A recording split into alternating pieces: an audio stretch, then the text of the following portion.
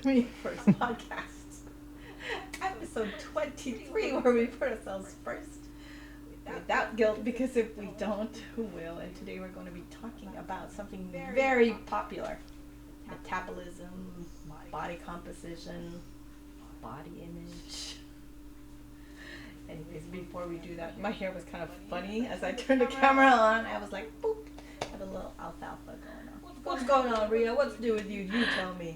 You look great. You look great, I tell you. Even with my alfalfa? Well, now I'm full. I had a very good meal, dinner. So, yes, I'm very full and I'm doing good. And very good. You? What time do you normally have dinner? Oh, we're early. I'm doing great, but like early 6 o'clock? 6, yeah. 6. That daily? 6:30 to 7 daily. So you kind of I go earlier than you, so you can't say 6:30 to 7 is early, because to me dinner is 5. Really? Yes. But you go to bed late, right? I do. So Matt and I both try to not eat after 6 p.m. Okay. And we find that it kind of works for us. Yes, it does, for You sure. can actually see. I mean, people say don't weigh yourself. We're talking about weight anyways, right? So people say don't weigh yourselves every day. Yeah. But for him more than me, it's become a habit to weigh himself every day. And if and when he eats after 6 p.m., you'll actually see his weight will fluctuate up. Ah, interesting. For like a couple days or so. So what works really well is not eating after 6 p.m. Although periodically, you get mouth bored. I get mouth bored. I have an eating habit, like a bad eating habit. You know what? Mouth bored. I don't think so, because intermittent fasting generally, it works a lot with men. Like, men can do it and they're gonna get ripped. My husband did his last fasting. He went no food for 5 days. I did 3. I want to go 4, but I just realized that because women, our cycles, we're not meant to do like longer fast. Especially our second half, we're not supposed to do fasting, because it also. How do you handle blood sugar drops? My husband is okay with that. He's very healthy. His blood sugar is very controlled, so doesn't. So Actually, it makes it better. I'm now interested. It is. I did it for 3 days. Do you drink? I drink water. I drink matcha in the morning, but with stevia. And then our lemon water, I still take that every morning. So that's what we do. But actually, the healing, it's, 24 hours of fasting, it's very regenerative, but it's really going to make a big difference on the 3rd day that you fast, because your mitochondria, they're gonna renew the cells. It's really healing, especially when you go 4 or 5. But that is too drastic, and it's not advisable for women, especially women in peri and in menopause. We're not supposed to do that. Like me, I used to do every day, every single day for a long time before I realized I was in perimenopause. I'm always doing intermittent fasting. That's 16 hours at least. So I would stop eating at 6 p.m. and I would eat the next day at 11, 12. But that is not always good. And I realized that it's true because I read this book from Fast Like a Girl, Dr. Mindy Pelz. She said that you're not supposed to do fasting on your, this is for women, premenopausal women, on your second, at least 10 days, 10 to 14 days before your period. And I realized that, okay, I'm gonna try this. And then I tried it for 1 week, and usually I would get spotting before my period. And just after I tried to not fast, before my period, I didn't get spotting. And then my back knee, yeah, it's gone now.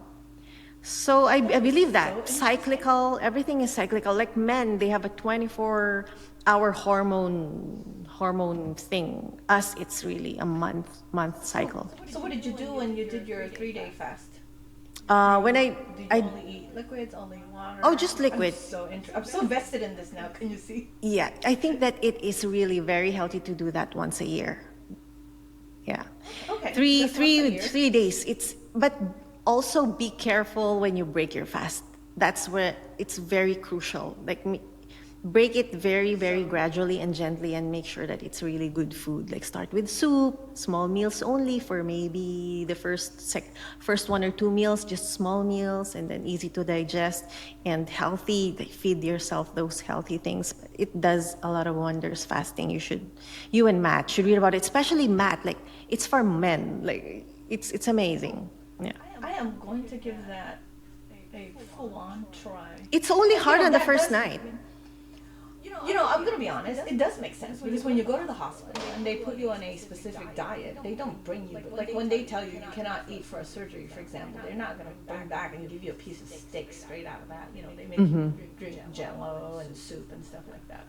Yeah. I'm definitely gonna give it a try. Yeah. I'm so interested in this. I have a lot of problems with regularity and stuff like that, and I feel like that's Oh, contributing it's gonna to help. weight gain as well. It does, and so I'm so interested in it, and I do realize that I know, and we're actually getting into our real talk now, but weight gain is not because we eat too much. It's because our body kind of processes food differently now, and like you were saying in terms of like fasting, intermittent fasting would work for me, and it's worked before. It's just that I don't have the discipline to stay consistent because of my work. And I'm not using this as an excuse.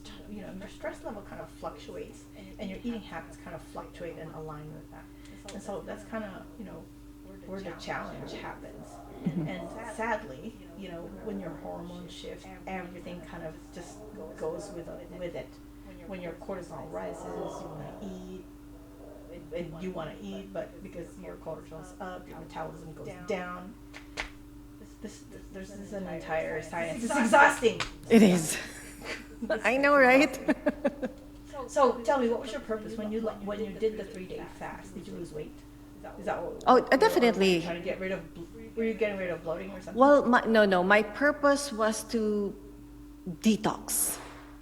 Like Okay. I've been eating a lot and I've been drinking a lot of alcohol, so that was my purpose, to So does it heal make you go to the again. bathroom? Oh, no.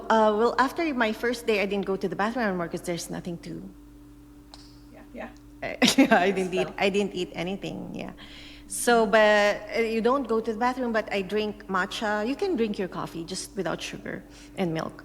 So that's what I did, and then I just Splenda, not stevia. Can I do yeah. that? Yeah, Splenda is okay, Can I although it's just not the drink best. my coffee all day long and I'll be fine?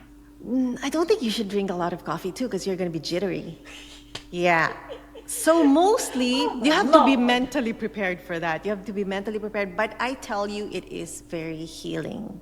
It's one of the So you're everyone avoiding should do it. solids. That's the goal. Huh? Sorry. You avoid solids. Solids and liquids with calories. You avoid calories. Okay. As in zero. You just drink your coffee in the morning or maybe in the afternoon, just that, and then drink water, and then do it for however long you can. And I've known someone, she's a good friend, she's 63 years old, and she's never done fasting before. She's not the healthiest person I know. And she did it, she prepared for it mentally, and she did it for 3 days. And she said, it's not bad. It's only bad the first night. First night, you're going to be so hungry, like, and you're going to stress about it. And then the next day, you feel light. And actually, it feels like there's no brain fog. It's so clear and sharp. That's from my experience. I've done it 3 times. Fear the sugar drop, but I guess if you're drinking coffee, that should help. Right? Well, maybe you should research about that, because I'm not sure if that's how safe that is for people who have like blood sugar issues. Yeah. I don't know that I do. It's just really weird. But like I said, a lot of our weight gain in general, and this is proven, has a lot. I mean, has a lot to do with the food that you eat. Right? Yes. You can exercise as much as you want if you are not eating clean. If you're not eating No. healthy, it's not. You're not going to lose weight. Exactly. And so a lot of us kind of have. You can't have your cake and eat it too, like literally, because when we are stressed, we want to eat, but then we don't like how we look, and so we feel betrayed by our bodies almost, but then not really, because we did this to ourselves. Yeah. Yeah. It's kind of sad because we were never really taught how it impacts our body, the composition. And then the sad part is that Hollywood today still glorifies youth, and we fear being seen because we don't like how we look, because Yeah. we're afraid of how everybody is going to perceive us. This is really very interesting for me. I did not know that I was going to learn something today when I turned the camera on and I had my alfalfa going. I know this is So such an important solutions. You topic. talked. Yeah. Solutions. Well, for me, Besides intermittent fasting and fasting. intermittent fasting, yeah. Well, I think because estrogen, we're losing estrogen, right, during perimenopause and menopause. So, and estrogen plays a huge role in our digestion, in our metabolism, in our musculoskeletal, everything. So that's why everything is out of whack when our estrogen is like doing that, and then suddenly it's gone. So I think for those who are, because not a lot of people have access to HRT. And a lot of people are still scared of taking HRT. They want to go the natural way. So solutions is number one, dial in your nutrition. Nothing beats that, like you said, nothing beats nutrition. And with regards to nutrition, it's true that what I find that's the best for me right now is eating more protein, 1.2 grams per kilogram of body weight, per pound of body weight, and lots of fiber, anti-inflammatory diet as much as possible. And I'm not really too much into counting calories, but as long as you eat good things, you're very you're mindful of what you put in your body. And then next is strength training, very, very, very critical. Like I've never been this focused on improving my strength because I want to prepare for that. I want to prepare for my 70, 80-year-old self to be able to lift my groceries, not go to the home care early, And then after that, I take my supplements. That's where, and my tip, it's my favorite. It's the one that saved my life. Not really, but close. Creatine. It helps with preserving your muscles. If you don't work out, at least it's going to help preserve that. And if you do work out, it's going to help you build more muscles. And it's going to help with your mood. There's a lot of studies now that creatine helps with depression and anxiety, so brain fog, it helps with that. So it's really a supplement that I think everyone should take, and a lot of doctors agree with that. And then all the other nutrients that you can't get from food, then that's where you take the supplement. What do you think? Talk same solutions, but the one thing that I would harp on everybody is get blood work done. Oh yeah. Get your labs done. Do it regularly. Go to your annual checkups. We're kind of mixing solutions and tips here, but it's very important that you go to your annual checkups. Go to your blood work, and stop focusing on the scale. Start focusing on your health. And if you have the ability, work with a nutritionist. It's really very beneficial. You're right. It's one. I actually thought it was 1.5 grams of protein for every kilogram of your body weight, which puts me severely under. I've probably consumed the most 30 to 40 grams a day, and that's on a good day. Really? Yeah, I have not started measuring my protein until my mom lived with me, and so I kind of have to teach her, because she keeps telling me I don't feel strong, I feel weak, and I'm like, you lack protein, you need protein. So I kind of wanted to push her into consuming a lot more protein. And then I did, I did some research, and like you said, 1.5 grams of protein is what I found per kilogram of body weight, which for her, she's like 116 pounds. So for her, it would have to be about 75 grams of protein a day. And I started looking at what does that look like. She likes fish, so maybe a slice of fish is 20 grams. And then after that, she's going to want to eat vegetables, and then she doesn't like meat. And then I'm like, okay, maybe give you a protein shake, but then she wouldn't finish the protein shake. So between a slice of fish and half of a protein shake, she doesn't get as much. And so I started kind of getting conscious about, wait a minute, how much protein am I taking myself? And I'm like, oh my God, I'm so behind. Yeah, it's true. I'm gonna admit, it's still It's a work in progress. Yeah, that's a good thing. Progress, not It's a perfection. work in progress, absolutely. And the other tip really is be patient. It took a very long time for you to gain all that weight. It's probably going to take longer to lose it. 100%. And yeah, just something that we all kind of need to be cognizant about all the time and be self-aware about all the time. We need to focus kind of on where we are now. We need to love our body enough so Yeah. that we can fuel it. And our personal worth is not measured in how much we weigh or what size we wear. And so, start realigning those focuses on how you appear kind of physically into like focus that into your strength. How strong are you? How much energy do you have? Like you said, Exactly. your 70s, your 60s, your 70s, your 80s, and you want to be strong. And your intention is not to restrict your body, but prepare your body for that. And gosh, stop dressing your body for the one that you were waiting for. Start dressing your body for the body that you have today. Wow, I love that. That is so beautiful. Yes. Yeah. Transitioning into our me first thing. My me first really is still trying on that protein.